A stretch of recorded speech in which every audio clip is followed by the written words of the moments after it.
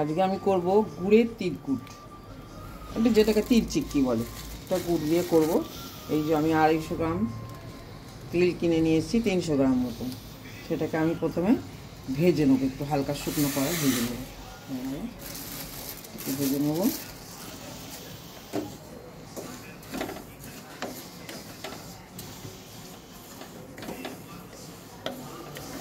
একটু ভেজে না নিলে আমরা কাঁচা কাঁচা লাগবে, তিলগুলোকে যদি আমি কাঁচা অবস্থায় দিই তাহলে কাঁচা কাঁচা লাগবে। সেই জন্য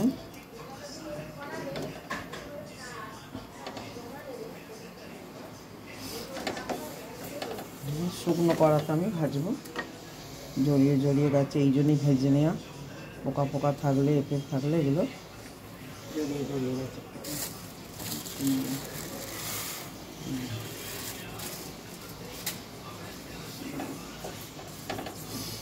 একটু হালকা করে ভাজবো, ভেজে এটাকে ঢেলে রাখবো।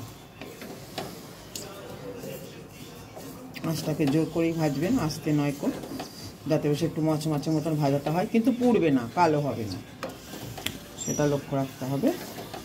এখন এটা এরকমভাবে ভাজতে থাকি, ফিরে আসছি।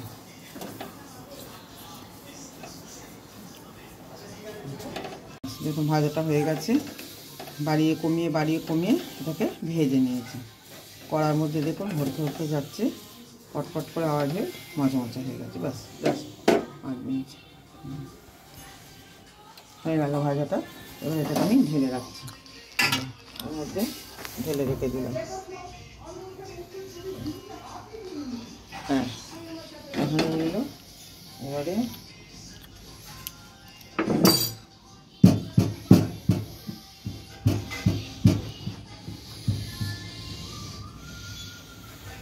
এবারে আমি ঘি দেবো। ফার্স্ট গুড়টা দিয়ে ফেলেছি, গুড়টা আগে নয়, আর একটু ঘি দেবো।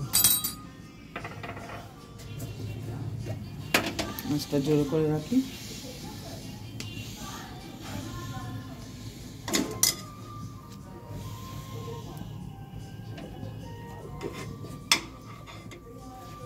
কি করে ওটা করবি, বাকিটা কি করে করবি?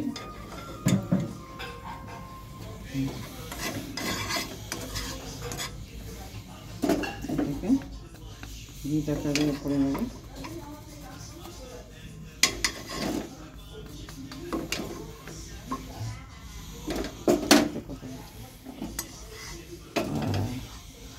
তাহলে এরপরে আমি গুড়টা দিয়ে দেবো।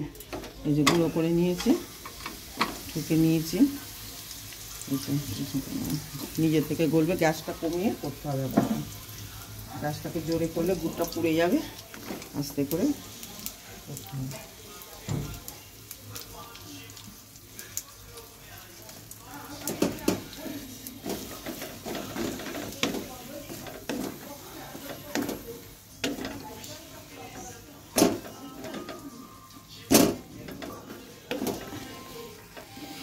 এরকমভাবে গুড়টা নিজে থেকে গলবে, এখানে জল টল কিচ্ছু দেবেন না, জলের কোনো সিনই নেই। যত গুড়টা নিজের থেকে শুকনো থেকে জলটা বেরিয়ে হবে, তত এটার মধ্যে আঁট মাখবে। তাই গুড়টা এরকমভাবে গলতে থাকুক। আমি একটা বাটিতে জল নেব, এটাকে নাড়তে থাকতে হবে, নাহলে পুড়ে যাবে। এবার একটা বাটিতে আমি জল নিই একটু।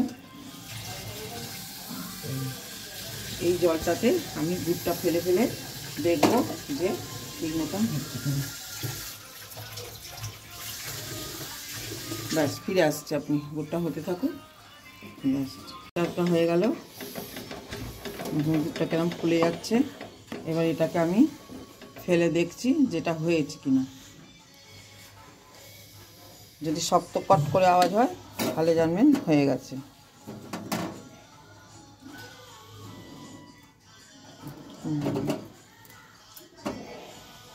এই যে, হ্যাঁ, এই যে কট করে আওয়াজ হয়েছে। সুতরাং এটা গুড়টা হয়ে গেছে। এবারে কি করব, তিলটা যেটা ভেজে রেখেছি, একটুখানি গরম মশলা দেবো, ভালো গন্ধ হবে বলে।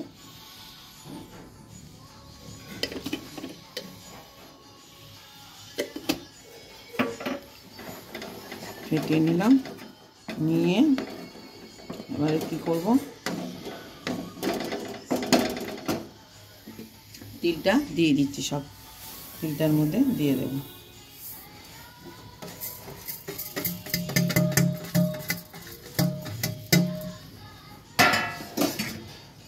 ঘিটা দিয়ে এর মধ্যে এটা মাখিয়ে নেব।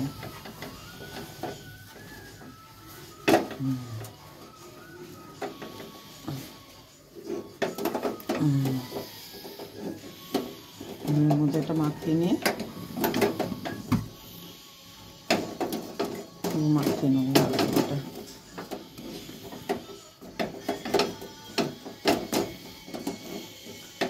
এটা মাখিয়ে নিলাম, নিয়ে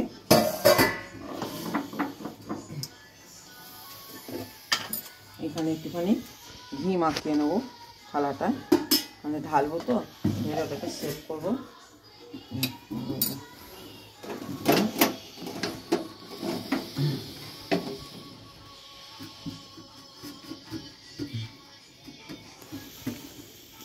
ঘিটা মাখিয়ে নিলাম যাতে তিলটা ঢালার পর তিলটা ভালোভাবে ওঠে।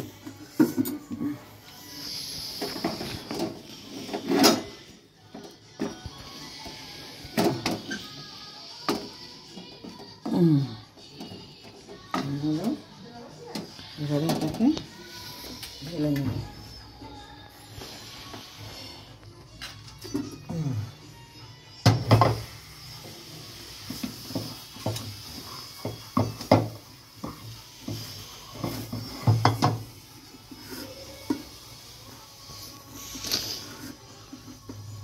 সঙ্গে সঙ্গে করতে হবে, নাহলে শক্ত হয়ে গেলে আর করা যাবে না।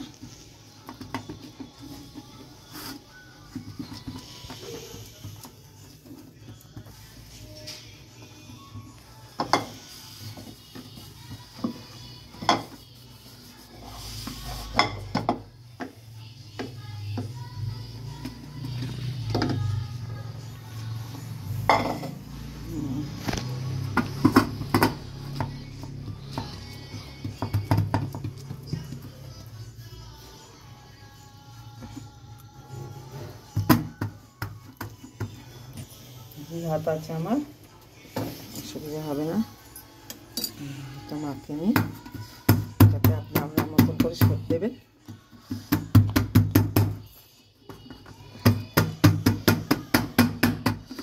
একটু গরম গরমই এটাকে চারটা করতে হবে, নাহলে হবে না।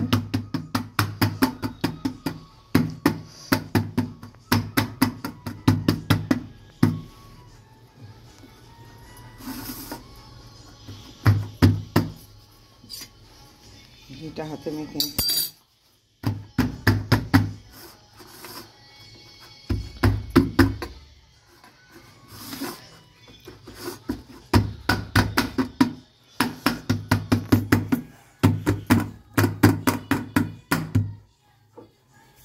দিয়ে করা যাবে, হবে না, এটা হবে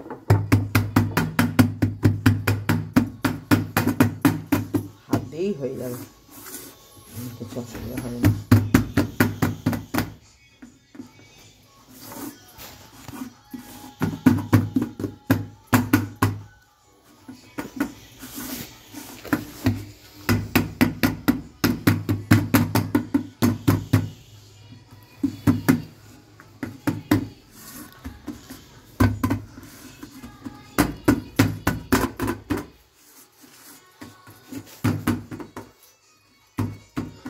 থালাটার সমান করে পুরো এটাকে চেপে নেব।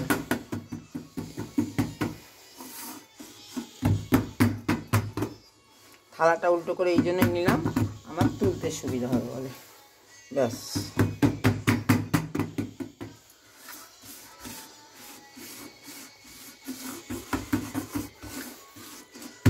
ব্যাস ঠান্ডা হোক, ঠান্ডা হলে তারপরকে এটা কাটার সাইজটা আগে থাকতে করে রাখছি আমি কাটতেও পারে, পুরো তুলতে পারে, কোনো অসুবিধা নেই। ঠান্ডা হলে তখন তুলবো। এই হচ্ছে সাইজ।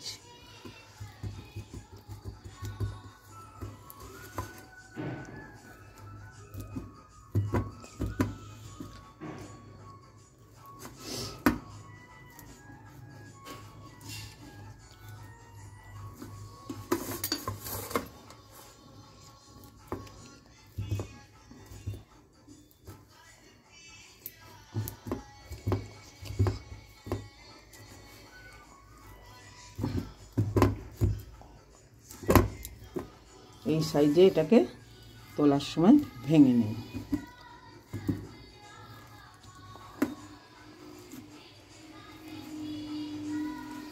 ব্যাস এটা আসছে, ঠান্ডা থাক একটুখানি, ঠান্ডা হলে তারপর এটাকে তুলব।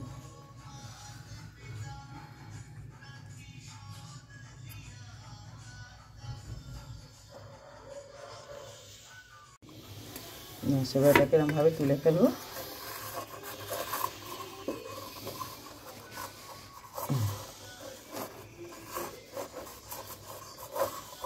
দেখুন উঠে গেল,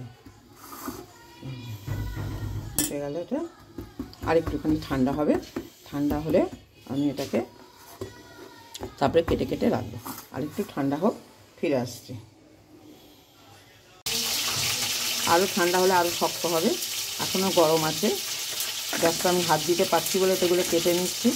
যত ঠান্ডা হয়ে যাবে তত আরও কারাক হবে, খেতেও ভালো লাগবে। অনেকটাই হয়ে গেছে, কিন্তু এখনও সেমি গরম আছে। এরকম সেমি গরম আছে বলে এগুলো যত ঠান্ডা হবে তত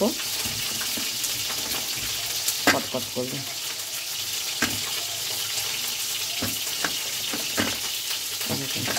এরকম এগুলো আস্তে আস্তে সবই হয়ে গেল। এই হয়ে গেল তিলকুট।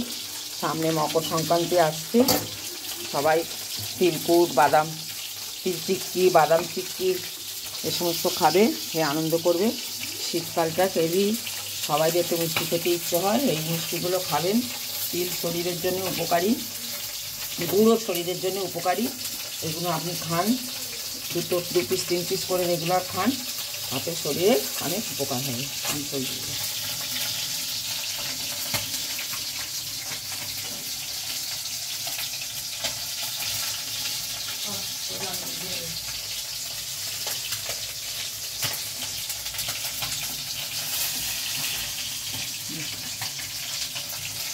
আপনারা এগুলো ভালো করে বাড়ির বাচ্চাদের করে খাওয়ান, বড়দের করে খাওয়ান, খুব উপকারী।